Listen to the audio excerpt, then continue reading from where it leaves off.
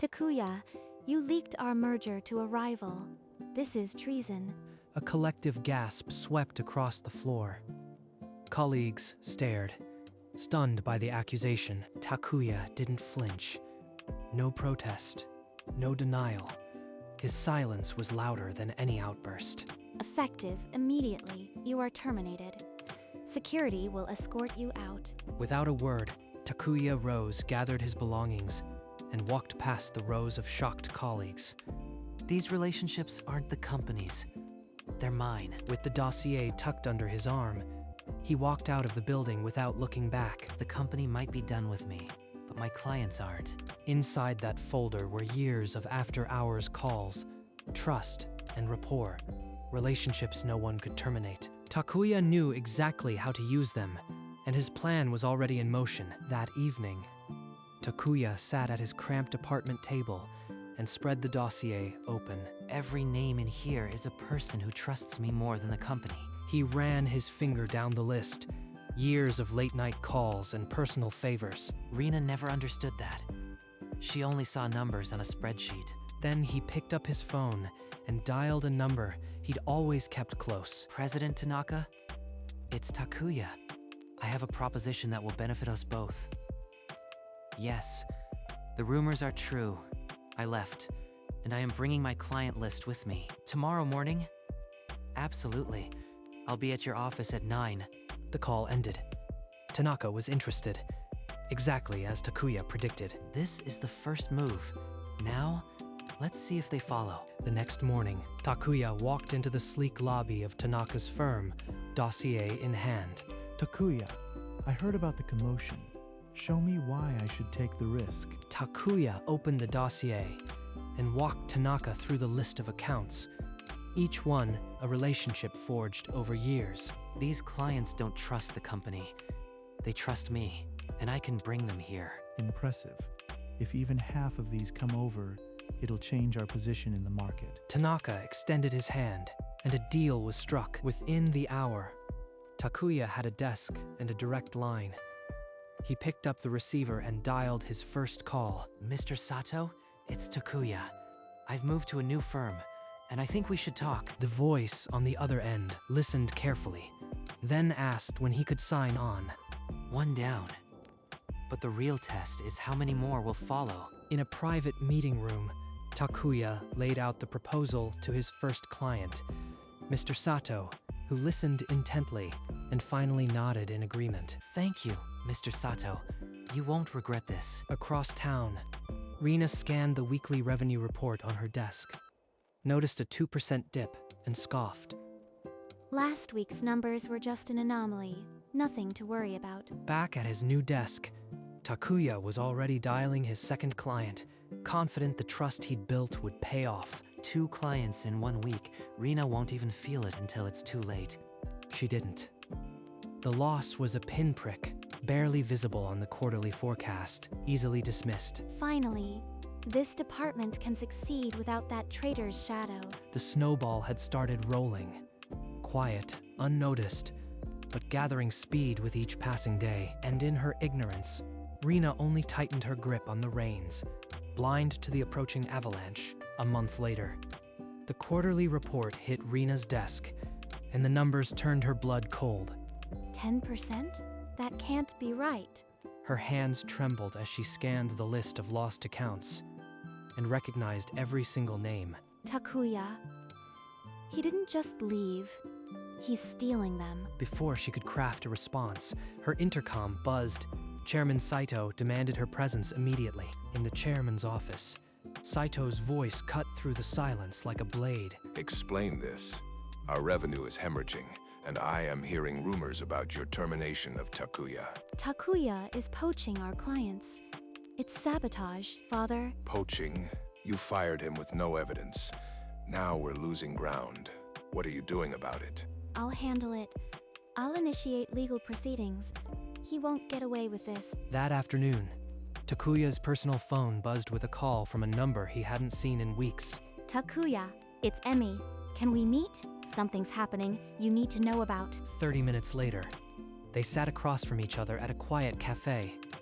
the air tense with unspoken worry. Rena's been threatening legal action against you, but I've noticed her doing more than just talking. What do you mean? She's already made me a scapegoat. What more can she do? I've seen her meeting with a known data broker. She's building a fake paper trail to frame you for the merger leak. So, that's how she covered her own failed deal, by framing me from the start. I can access the server logs. If we can prove she planted the evidence, we can clear your name. Emmy, if she catches you, you'll lose everything. Are you sure? I've always believed in you, Takuya. Let me do this. I'll be careful. 3 nights later, Takuya's phone buzzed with Emmy's name flashing urgently on the screen. Takuya, I've got it. The internal report from Rena's failed deal and the email she sent to IT. She fabricated the whole leak. There's a time-stamped email instructing them to plant the file on your terminal. So it's all there. Every lie she told. I am sending the files now. Check your inbox. Takuya opened his laptop, fingers trembling, as the documents loaded one by one. The first attachment, a project assessment stamped fails, dated the week before the accusation, and the email chain make it look like Takuya accessed the merger file. I'll handle the rest. All this time, she was the one who leaked it, and she used me as her shield.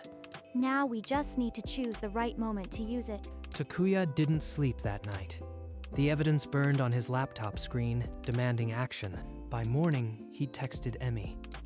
They met at the same cafe, a quiet corner booth, the laptop open between them. I could send this to every news outlet right now.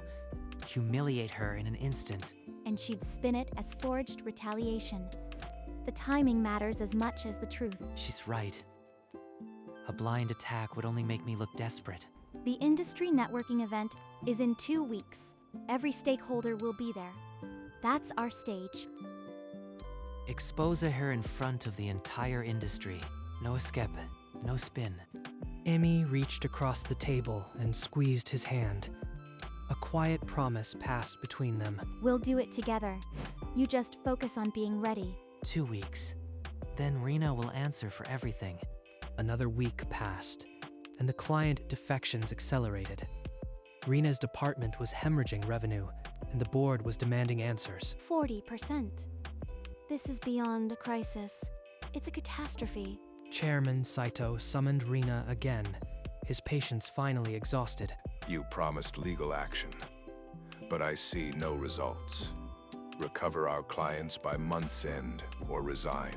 Father, I need more time. Takuya is sabotaging us. I'll prove it. No more excuses. Your position hangs by a thread. Don't disappoint me again. That evening, Rena sat alone in a dimly lit bar, sliding a thick envelope across the table to a shadowy figure. I need irrefutable proof that Takuya stole company secrets. Fake emails, tampered records, whatever it takes. Here is half. You'll get the rest when the evidence surfaces at the networking event. Rena walked out of the bar with a cold smile, believing she had just bought her salvation. She had no idea Takuya was already 10 steps ahead. In President Tanaka's office, Takuya stood before a whiteboard, now covered with 14 new client logos. Takuya, your client list is a gold mine. We've tripled our market share in just weeks. The relationship's paid off, but I expect more calls before the weekends. Rena's fabricated rumors began to spread, but they fizzled out as quickly as they appeared. One executive crumpled the false memo and tossed it in the bin. Amateur smear job, he muttered. Rena still doesn't understand. Trust isn't built on paper. It's built on years of proving yourself. His clients didn't flinch. They'd seen his integrity firsthand and refused to believe the lies. Yes, Mr. Yoshida. I'll have the contract ready by tomorrow. Thank you for your loyalty. Everything is in place. The networking event is in 2 days. Takuya allowed himself a thin smile. Whatever Rena planned, he was ready. That evening, Takuya's apartment felt quieter than usual. Emmy had stopped by to go over the final plan, but the conversation kept drifting. Takuya, are you okay? You've been staring at that laptop for 10 minutes without speaking. I am just thinking about everything you've risked for me. Why do you believe in me so much? Because I watched you build something real. You never played politics. You just cared about people. She reached over and closed the laptop, her fingers brushing his. The air between them thickened with unspoken words. Tomorrow, the whole industry will see the truth, and I'll be right there with you. She's been my anchor through all of this. I don't deserve her, but I am grateful. Emmy, after this is over, I want to see where this goes. Us. Amy's smile was answer enough. She squeezed his hand, a silent promise that needed no words. Let's focus on tomorrow first. Then we'll figure out everything else. Together. The grand ballroom of the Imperial Hotel glittered under crystal chandeliers as industry leaders arrived for the annual networking gala. Takuya and Emmy stepped inside, his hand resting lightly at her back. They looked like a force to be reckoned with. Nervous. No. Ready? Across the room, the murmur of conversations shifted. Heads turned as Rena walked through the entrance. Her usual polished appearance was gone. Dark circles hung under her eyes, and her forced smile didn't reach them. Stakeholders who had once courted her now avoided her gaze, whispering about the rumors of her failing department. She's desperate. That makes her dangerous, but also sloppy. Then her eyes found Takuya. For a heartbeat, the old contempt flickered, mixed with something rawer. Rena's expression hardened. She began walking toward them, cutting through the crowd like a blade. Rena closed the final steps, her hand extending as if to grab Takuya's arm, a biting remark already forming on her lips. Before she could speak, Emmy stepped forward, calm, deliberate. Placing herself between Takuya and his accuser, she slipped her hand into his, fingers intertwining, and faced Rena without a trace of hesitation. I think you've said enough to him, don't you? The words landed like a thrown gauntlet. Nearby guests turned, conversations dying mid-sentence. Amy didn't blink. Her polite smile held, but her posture made it clear. This was a line Rena would not cross. Rena's mouth opened, then closed. No sound came. The silence spread like a stain across the glittering ballroom. Takuya squeezed Emmy's hand. A wordless thank you. Then he stepped forward, his voice cutting through the tension. You wanted a public stage, Rena. Now you are going to hear the truth. For a heartbeat, no one moved. Then Takuya reached into his jacket, and every eye in the room fixed on his hand. From his jacket, Takuya drew a folded sheaf of papers, the failed deal assessment, and the incriminating email chain. This is the proof. Rena fabricated the leak to cover her own failed deal. A collective gasp swept through the ballroom. Stakeholders leaned in. Cameras would have been drawn if this were a press conference. She ordered IT to plant the file on my terminal. The timestamp is right here, for everyone to see. Rena tried to speak, but only a strangled noise escaped her throat. Her hands shook at her sides. Emmy stood firm beside Takuya, her expression calm, her hand still clasped in his. A gruff voice cut through the murmurs. Chairman Saito pushed through the crowd, his face a mask of controlled fury. Let me see those documents. Now. Takuya handed them over without a word. Saito scanned the pages, his jaw tightening with each line. Rena, explain this. These are forgeries. Takuya fabricated them to destroy me. Father, you know me. The crowd stirred. A senior executive stepped forward, recalling the failed merger Rena had overseen last quarter. That deal was. It wasn't my fault. The market conditions were impossible. You lied, Rena. You blamed an innocent man. You are a disgrace. You are stripped of your position. Leave this event and do not return to the company. Rena's knees buckled. The opulent room felt like a cage, the silence heavier than any sound. Without a word, she turned and fled through the nearest door, her footsteps trailing into the cold night air.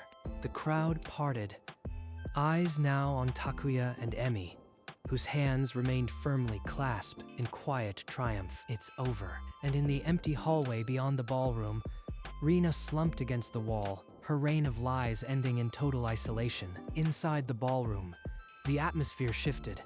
One by one, stakeholders turned toward Takuya, their expressions transforming from shock to respect. Ladies and gentlemen, this is Takuya, the most loyal salesman I've ever had the pleasure to work with. A murmur of admiration rippled through the crowd. The same people who had witnessed his humiliation now sought his acquaintance. A prominent client approached with a genuine smile, business card in hand. Of course. I'd be happy to discuss how our new firm can meet your needs. I hired him the moment he walked in with his client list, and he's already tripled our market share. Takuya nodded humbly, but his eyes briefly met Emi's. In her smile, he found a deeper victory. See? Your integrity won. I always knew it would. Months ago, I walked out in disgrace. Tonight, I am standing at the center of it all. The evening that began with a fallen heiress ended with Takuya's quiet triumph, a reputation rebuilt on the only foundation that matters. As the gala hummed inside, Takuya and Emi escaped to a moonlit terrace overlooking the city. Finally, some fresh air. I thought I might suffocate from all the congratulations back there. None of this would have happened without you, Emi. You were my strength when I had none. I just helped you remember who you are. The strength was always inside you, Takuya. She turned to face him, her eyes reflecting the city lights, and the space between them felt electric. When I said I wanted to see where this goes, I meant it. More than anything. Then, let's not waste another moment wondering.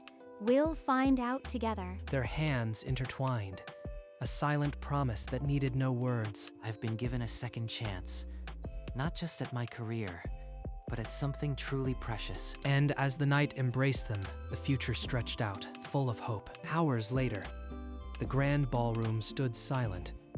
Chairs stacked, champagne flutes forgotten on deserted tables. In the corner, a lone figure sat hunched on a folding chair.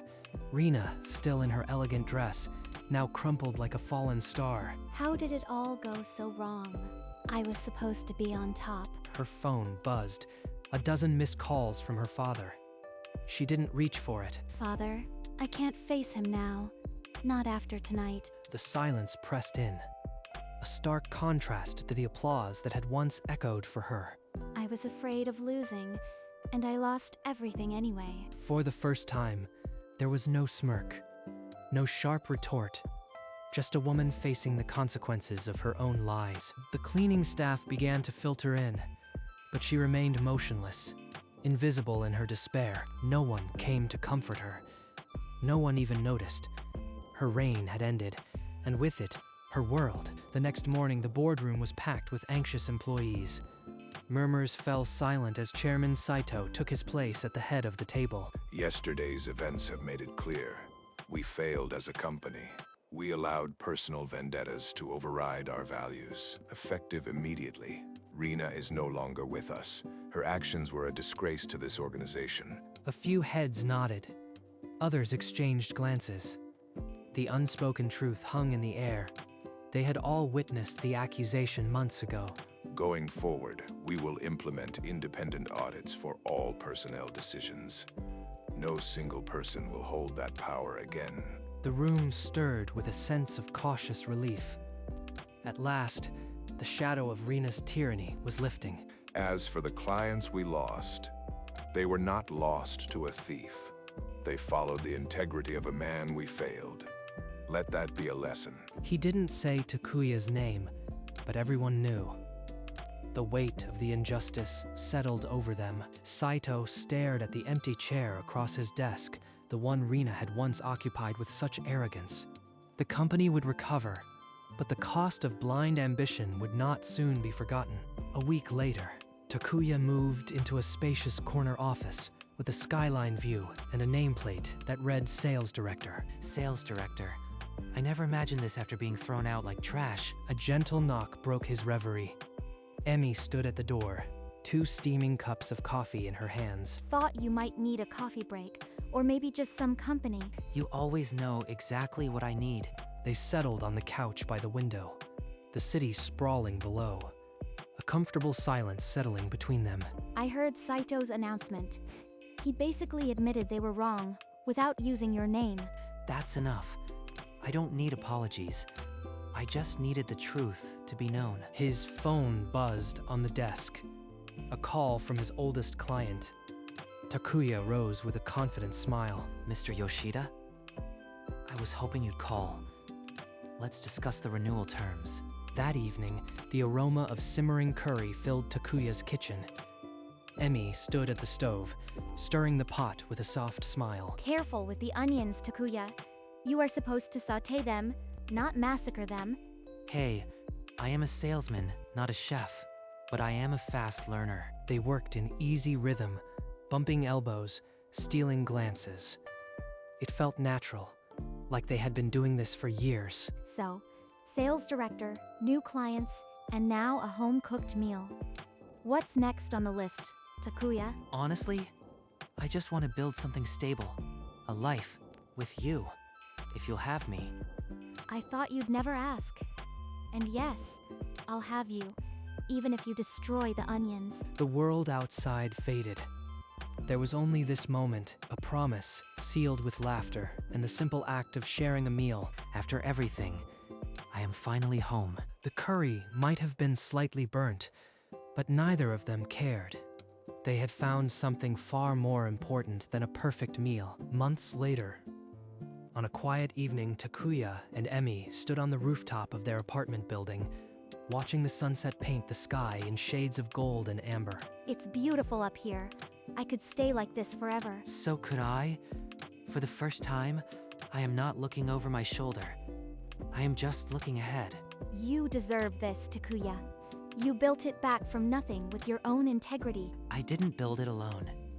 You were there when I had nothing, and you are here now that I have everything. They stood in comfortable silence, the city lights beginning to flicker on below them. The past was a lesson, not a weight. The future stretched wide open, theirs to shape together. Ready to go back inside? Or do you want to stay a little longer? Just a little longer. This moment, I want to remember it exactly like this. And so, the man once humiliated, the woman who believed in him, stood on the threshold of a new life. Built not on vengeance, but on trust, resilience, and a love that had weathered the storm.